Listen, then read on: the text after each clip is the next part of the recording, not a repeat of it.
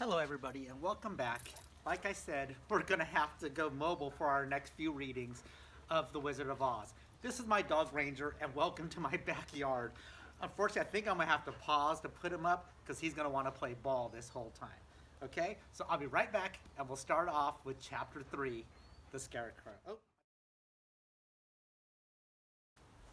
Okay, I'm back. He's not very happy, but I'll play ball with him later. All right, Chapter 3 is the Scarecrow. Remember, she set off. The friendly witch had her go off on the yellow brick road to the Emerald City. Along her way, she's going to meet a few friends. The first person she meets is the Scarecrow.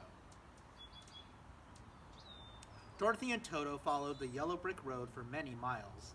After a while, they stopped beside a big cornfield and sat down to rest. Not too far away, Dorothy could see a scarecrow. It was placed high on a pole, so it would scare the birds away from the ripe corn. The scarecrow's head was a small sack stuffed with straw. Someone had painted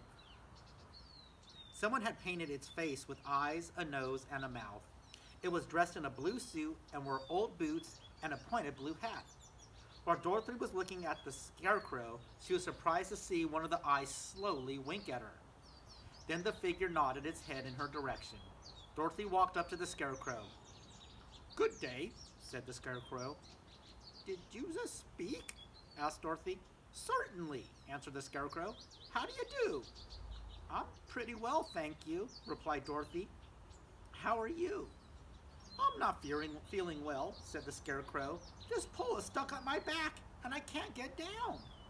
Dorothy reached up and lifted the figure off the pole. Since the Scarecrow was made of straw, he was very light. "Thank you very much," said the Scarecrow. "I feel like a new man."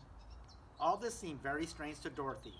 She had never seen a stuffed man who could walk and talk. "Who are you and where are you going?" asked the Scarecrow. "My name is Dorothy," she said, "and I am going to the Emerald City to ask the Great Oz to send me back to Kansas." But the Scarecrow had never heard of the Great Oz or the Emerald City. Sadly, he explained to Dorothy that since his head was stuffed with straw, he had no brains. Dorothy felt very sorry for the unhappy Scarecrow. "Do you think," he asked, "that if I go to the Emerald City with you, the Great Oz will give me some brains?" "I cannot tell," she answered, "but you may come with me if you like. If Oz will not give you any brains, you will be no worse off than you are now." The Scarecrow nodded his head in agreement and joined Dorothy and Toto on their journey to the Emerald City.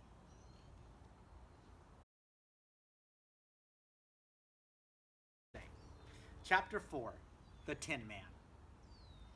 After a few hours, the road began to get rough. Walking grew difficult, and the Scarecrow fell many times. Well, he is made of straw, I guess he would fall down. But since he was made of straw, he never got hurt. Soon the daylight faded away and the sky grew very dark. Dorothy could not see at all, but the Scarecrow said he could see in the dark just as well as in the light. Dorothy asked him to stop when he saw a house, for she was becoming very tired. After a little while, the Scarecrow stopped. "I see a cottage built of logs and branches. Shall we go there?"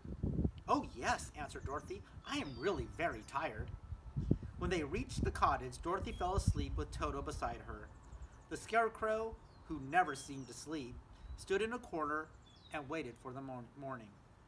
As the sun came up, Dorothy was wakened by an awful groan. The sound seemed to come from somewhere in the forest. Dorothy saw something shining not far from where they stood. When she walked deeper into the forest, she saw a remarkable thing. Standing beside a large tree was a man made completely of tin. He held an axe in his hand. Dorothy looked at him in amazement. "Did you groan?" she asked. "Yes," answered the Tin Man. "I've been groaning for a long time, but no one has ever come to help me." "What can I do for you?" said Dorothy. Get an oil can and oil my joints, answered the Tin Man. They are so rusty I cannot move. Dorothy ran back to the cottage and found an oil can. The Tin Man told her where to put the oil. In just a few minutes, the Tin Man was able to move. How can I ever thank you, he said. I might have stood in the forest for years if you hadn't saved me. How did you happen to be here? Dorothy explained that she, Toto, and the Scarecrow were all on their way to the Emerald City to see the Great Oz. When she told him this, the Tin Man began to think. Do you suppose Oz could give me a heart? He asked. The Wicked Witch of the East cast an evil spell on me as I was out here chopping wood. She turned me into tin and took away my heart.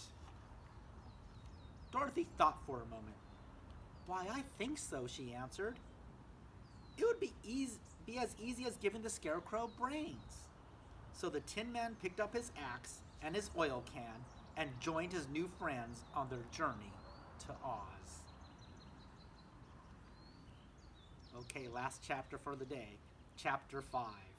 The Cowardly Lion. As Dorothy and her friends continued on their way through the forest, they heard a terrible roar. The next moment, a great lion ran onto the road. Dorothy and her two friends were very frightened, but little Toto ran ahead and barked at the huge beast. When the lion saw the little dog, he opened up his mouth as if to bite him. Dorothy became so angry at this, she rushed forward and slapped the lion on his nose. Don't you dare bite Toto, she shouted. You ought to be ashamed of yourself. A big lion like you trying to bite a little dog?